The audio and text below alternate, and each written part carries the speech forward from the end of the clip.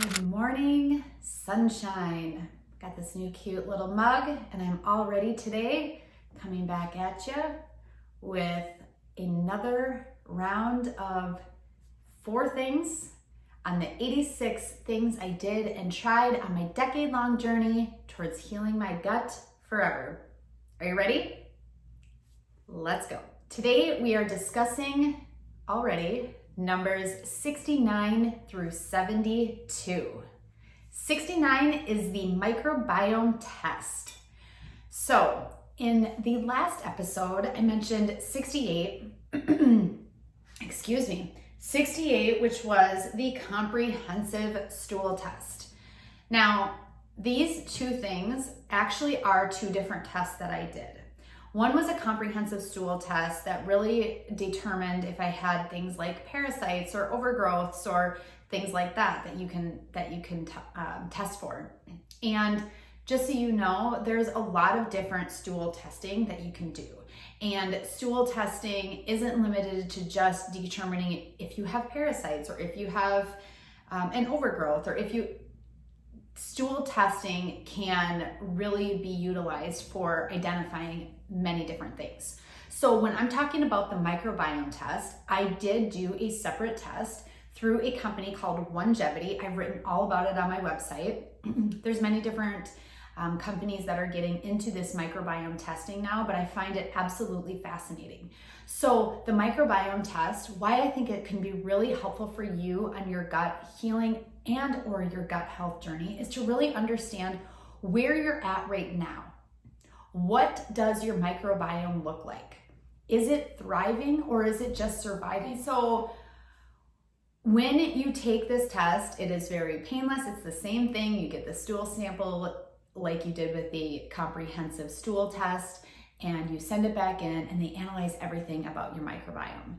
And what I loved about the Longevity test is that when it returned to me, it gave me ideas for things that I could incorporate to help increase certain bacterial levels, like the good bacteria, the stuff that we want to be thriving.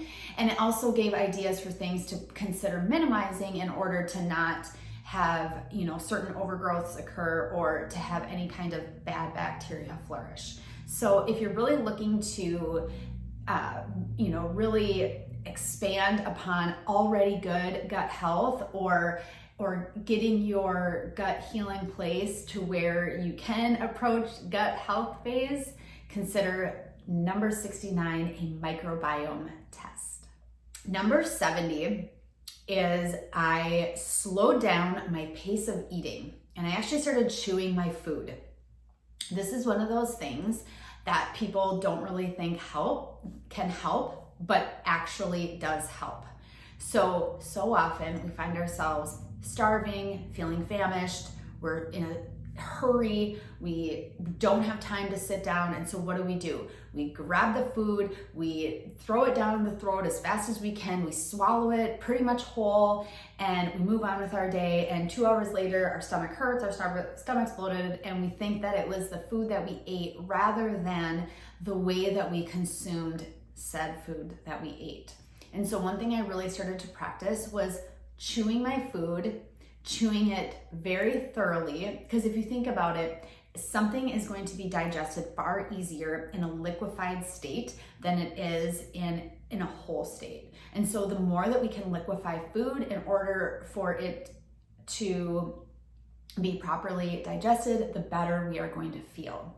So they say that you're supposed to chew your food anywhere from 20 to 30 times. Now, I don't know, I do not have time to sit around and count that many times, but what I can tell you is that you should chew it to a place where it does almost feel like it's liquefied. And I will tell you that this will take you more time. It's not going to be quick running, grabbing something and throwing it down your throat. It is going to have to be something where you are more intentional about what you are eating and how you are eating that food. So consider it. Number 70 is slow down and chew your food. 71 is I made my own Squatty Potty. Now, this one is seems kind of funny, but it's also not. I think that the Squatty Potty is one of the greatest inventions for us to be able to better eliminate.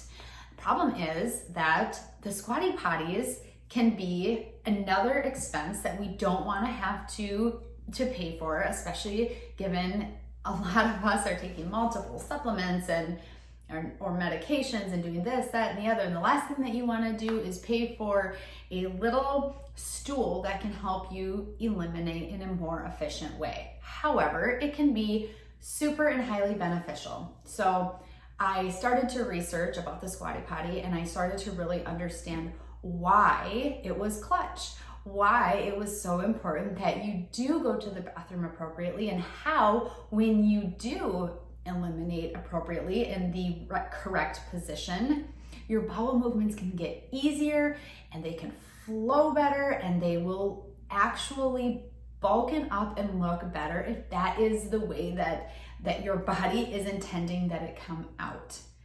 Seriously, just a matter of positioning. So I have a DIY Squatty Potty tutorial on my website. No need for me to talk about it more here because it shows you exactly how you can do it, how you can simplify it. You do not even have to buy the Squatty Potty, but get yourself some type of stool that is going to be at the right height for you. Use it and see how much different your bowel movements might become. That is number 71. I made my own Squatty Potty. And number 72 is I invested in fewer friendships with tighter relationships. You know, when you're on your healing journey, not everyone understands what you're going through. And not only that, but we can't expect them to understand. However, it's very important that the relationships that you keep, that you grow, that you, new ones, old ones, whatever they are, that you're very intentional about it. And what I learned on my journey is that having fewer friendships, but investing more in those fewer friendships made all the difference. I started to realize that the more friendships I tried to maintain with people that were really just sort of half there for me and that I was half there for them, just became another thing on the to-do list and the nurture list, when the reality was I really needed to focus on nurturing myself, my family, and the few super awesome friends that were there no matter what, and that I really cared a lot about. And so I think this one is another one that gets skipped over all the time. But I truly believe that when I invested in fewer friendships, but maintained tighter relationships with them, things in my life in general got better. So that is number 72, invest in fewer friendships with tighter relationships. And there you have it, numbers 69 through 72 on my list of 86 things I did and tried on my decade-long journey towards healing my gut forever.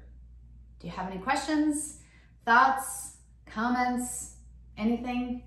Leave them in the comments below. And I will see you again next time.